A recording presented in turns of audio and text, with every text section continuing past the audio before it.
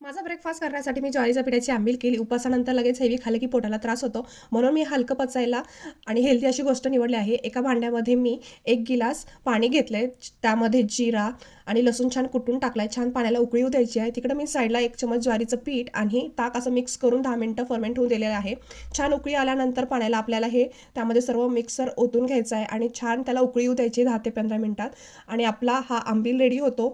तुम्ही पण हे नक्की ट्राय करा. खूप छान लागतो. शरीराला एनर्जी मिळते, त्रास पण होत नाही. तसेच सगळेजण म्हणतात ना, लग्न झालं, बाळ झालं की स्वतःकडे लक्ष द्यायला बंद होतं. मी पण तसंच करत होते. घर, बाळ, जबाबदाऱ्या आणि मध्ये-मध्ये मी हरवले होते. पण काही दिवस ठरवलं, आई म्हणून आपले स्वप्न सोडायची नाही, बायको म्हणून शरीराची काळजी घ्यायची नाही, असं नाही. दररोज 20-30 मिनिटं स्वतःसाठी काढायला सुरुवात केली.